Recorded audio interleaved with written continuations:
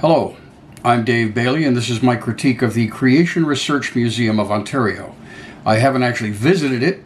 I really don't think I want to. But this is basically a rundown on what their website tells us about it. I'll be reading from a screen, so please excuse my eye movements. It's hosted by the Goodwood Baptist Church in Goodwood, Ontario, and it's typical of the current state of creationism research. Nothing. For creationists, the research has already been done, written, peer-reviewed, and published, and they call it the Bible. That's it, folks.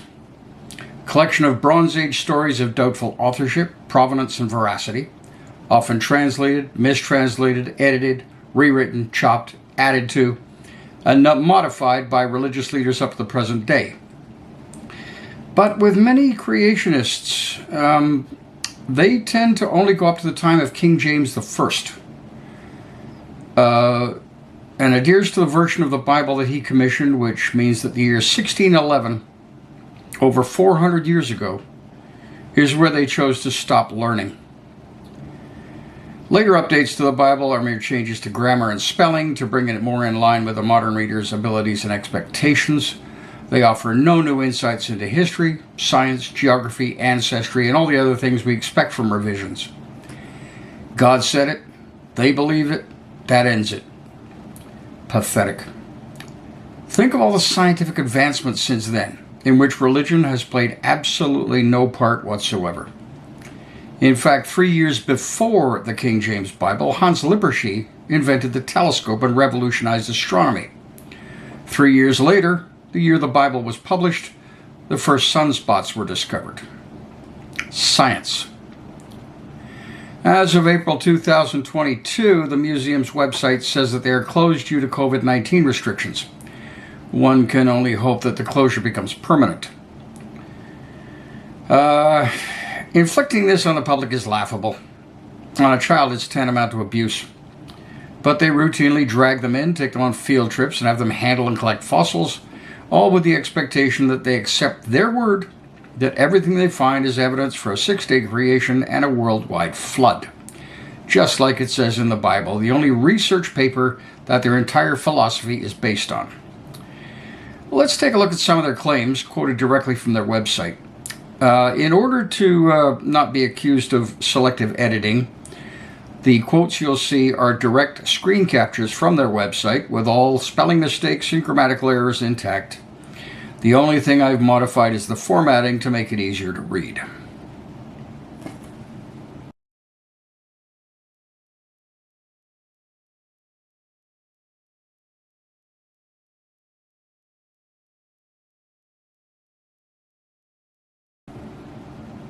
All the evidence?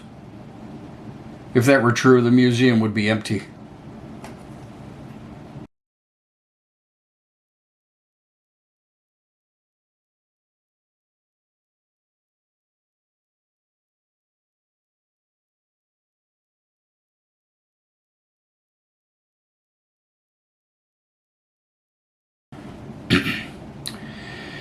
Yes, you do. And it's one of the things that led people centuries ago, and many of them religious, to come to realize that biblical timescales may not be correct, and that the earth and the life on it may be much older. This may be a surprise to creationists, but it isn't a new thing. And people were thinking about it long before evolution became scientifically mainstream.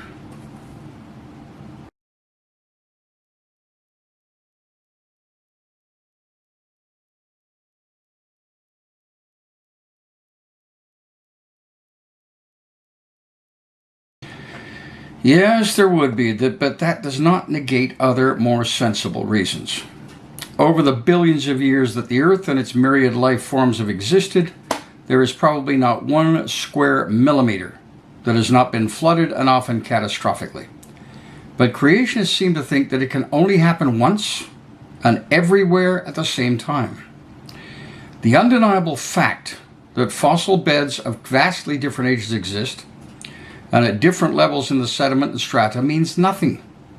To them, a Devonian-era fossil found in layers laid down between 420 and 360 million years ago must be the same age as a Cretaceous period fossil laid down between 145 and 66 million years ago, because their ancient book says so.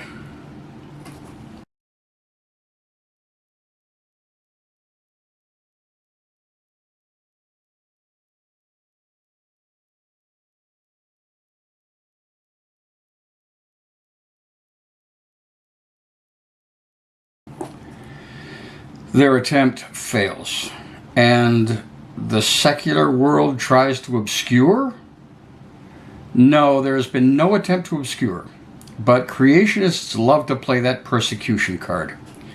The evidence seen by real science is exactly the same as that seen by creationists, but real scientists reach different conclusions based on their knowledge and taking into account evidence from complementary fields. And real scientists come to conclusions better explained by evolution than creation.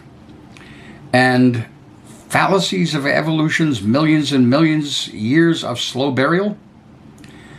There is no fallacy because evolution does not claim that. It recognizes that geological processes can occur at many different rates, for many different reasons, from sudden occurrences like landslides and flash floods to slow deposition of silt.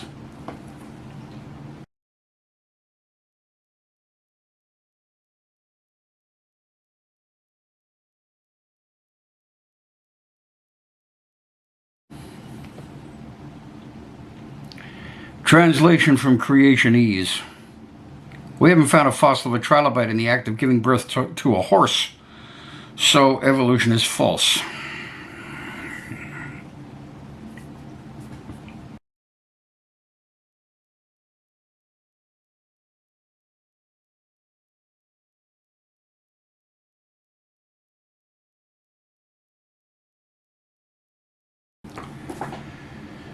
Loosing? No comment needed.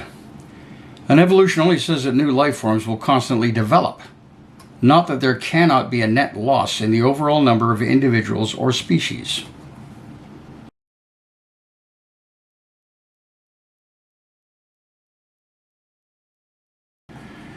No, the evidence is in the same place you're looking, in the earth. The textbooks merely explain what the evidence means. But creationists like to imply that there is some sort of conspiracy to construct the scientific narrative in such a way as to promote evolution. Science doesn't promote anything. It simply tries to offer the best explanation based on the current state of knowledge.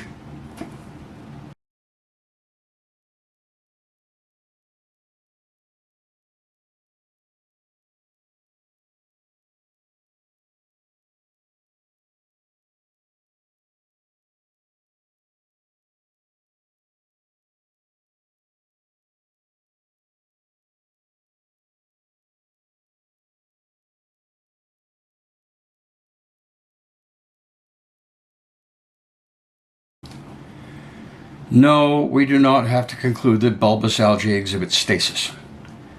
It may do, but the only way to prove that would be to revive a 450 million year old fossil and see if there has not been sufficient genetic and or physical change to prevent it from breeding with a living bulbous algae that was collected this morning. Good luck with that.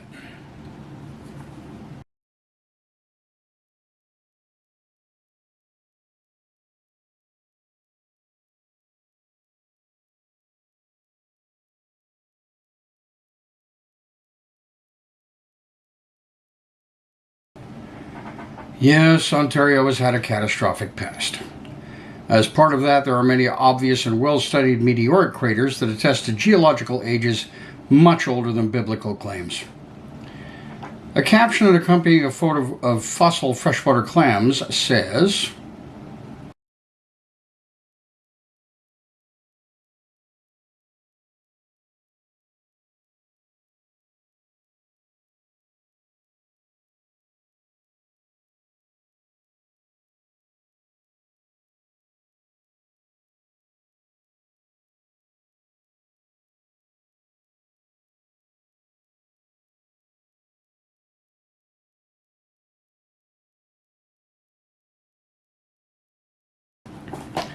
yes, it certainly could mean that they were buried deep and rapidly, but real science does not deny that such things can occur.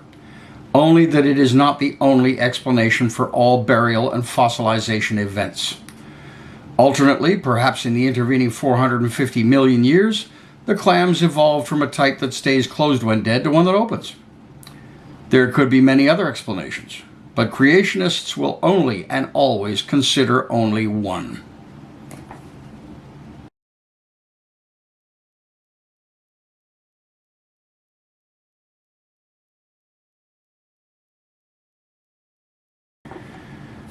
Actually, the dinosaurs don't say anything. They're dead.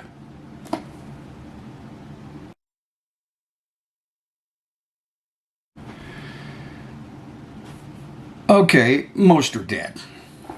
And while some were buried by sediment, possibly rapidly, others died, then got eaten or rotted or mummified and then buried. Some may never have been buried, and their bones may have simply turned to dust by various processes. Very few things get fossilized.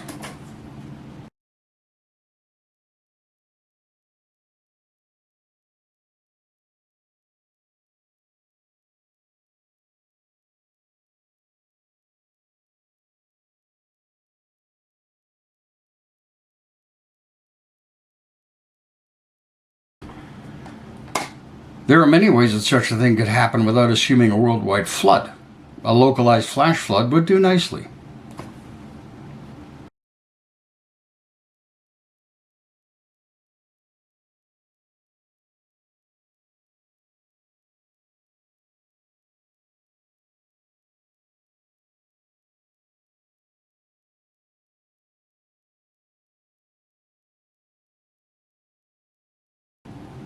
Really? The fact that some animals represented on the fossil record were there disproved evolution? As I said with bulbous algae, you would have to prove that they are unchanged enough to reproduce with the fossils. And kind has no meaning in evolution, as they already know. But they can just keep ignoring it if it makes their lives easier.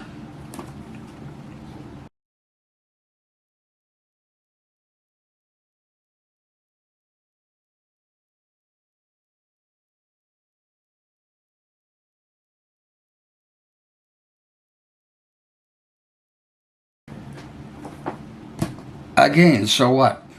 Nobody denies that water could do that. And many?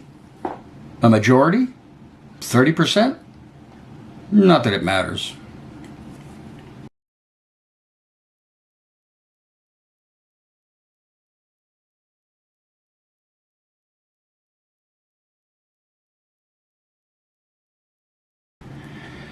Yes, if you continue to examine everything using the same flawed premise, you will probably reach the same flawed conclusion.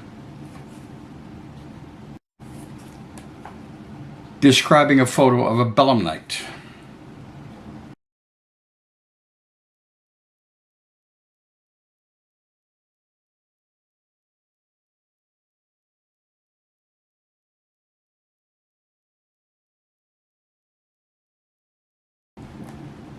The term living fossil is overused and incorrect. There are organisms today that exist relatively unchanged from their fossil ancestors, but they are probably not exactly the same. They may bear a passing similarity in structure, but that doesn't make them a living fossil. I don't vehemently object to the term because it gets people interested in nature, and that's a good thing. Sounds cool, but it has to be properly understood. Creationists do not even try. Here they have a photo of a really nice trilobite, or trilobite, whichever way you want to pronounce it, from the shores of Georgian Bay. I've collected them myself up there. It really is quite the spot for trilobites.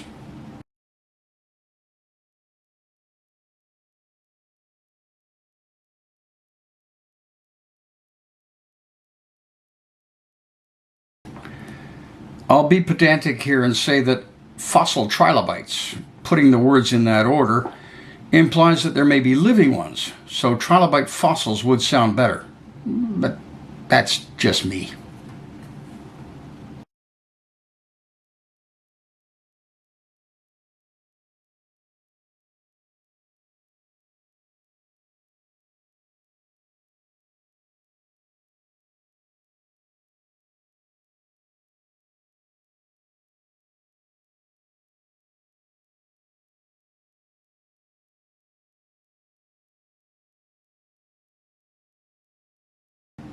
something big. Yes, how strange that large stretches of ocean could exist millions of years ago. Sarcasm. But there is no evidence that something fast, whatever that means, went on in the past, at least not a fast global flood. They then illustrate a few crystals as if their structure proves a creator. The process of crystallization is well known and understood, and they form quite naturally, without any divine intervention needed.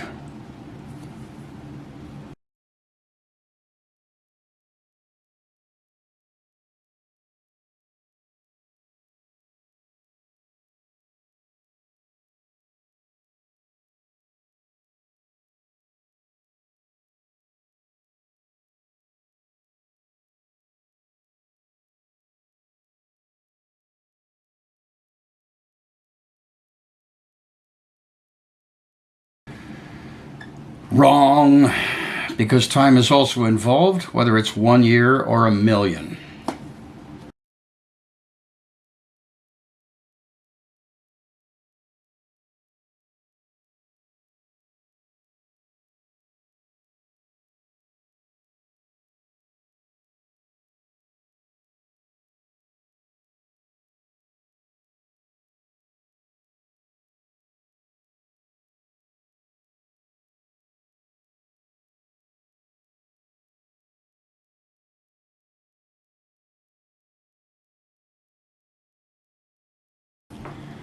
On average, they may wish to learn what the word average means. And those forming on bridges are subject to different conditions than in caves, involving different drip rates, different minerals, meteorological conditions, etc. But when your geologic outlook adheres to a 6,000-year-old universe, timescales might be hard to understand.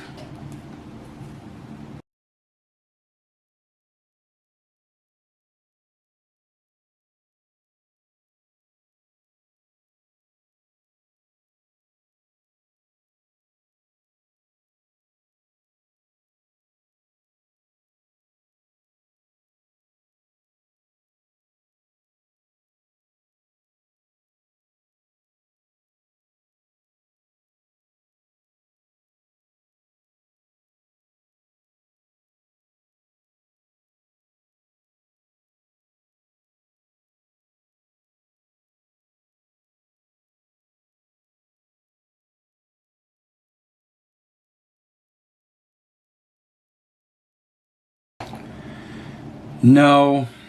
First of all, the name is Fresnel, not Fresnal. Shoddy research on even a simple thing like a name is too much for a creationist. I presume that the fact that they spelled it correctly 1 out of 4 times means that they made a mistake in the right direction. And describing it as a Fresnel lens, or Fresnel type lens, is misleading. The trilobites had hard lenses made of calcite, but they were not true Fresnel lenses. Obfuscation and misinformation are more hallmarks of the creationist mindset. And since many people wouldn't know what a Fresnel lens is if they swallowed one, they fall prey to technobabble.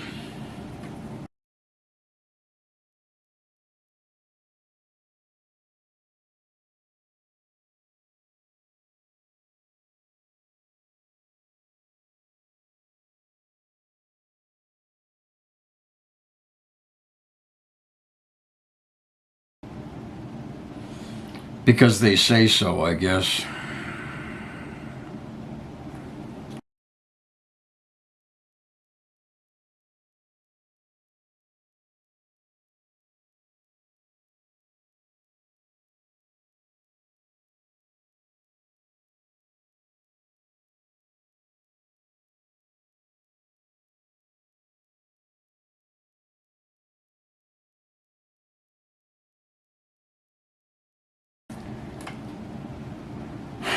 Loosing again. And again, the conclusion about what it means for evolution is wrong. It takes a very long time for new species to evolve, but any species could be wiped out in a much shorter period. The first report of a dodo, a flightless bird confined to the Indian Ocean island of Mauritius, was in 1598. After being slaughtered indiscriminately for meat, The last verified sighting was in 1662. 64 years from discovery to oblivion. The stellar sea cow, related to manatees and dugongs, was extinct from hunting a mere 27 years after European explorers first found it and exploited it to death. Literally.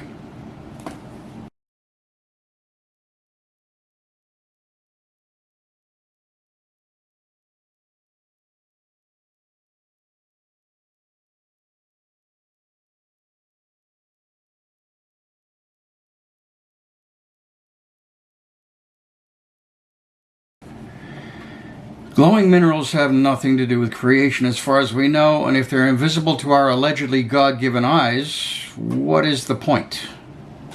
How would we appreciate them? Beauty is in the eye of the beholder.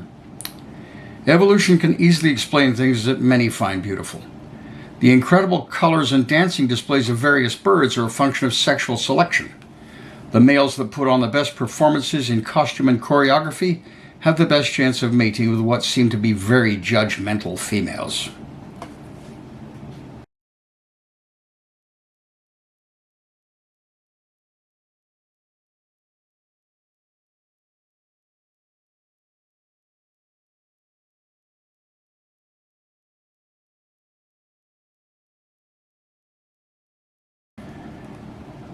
Sadly, by the time this report is made, you should consider yourselves lucky that removing it also removes your incredibly shoddy standards of evidence. They claim that the alleged Noachian deluge set the stage for the Ice Age. And I'm sure they meant ushered in, not issued in, but grammar is also a challenge for them. According to creationists, a flood less than 6,000 years ago brought about a glaciation that we know began to recede from southern Ontario about 20,000 years ago. You can't make up this stuff.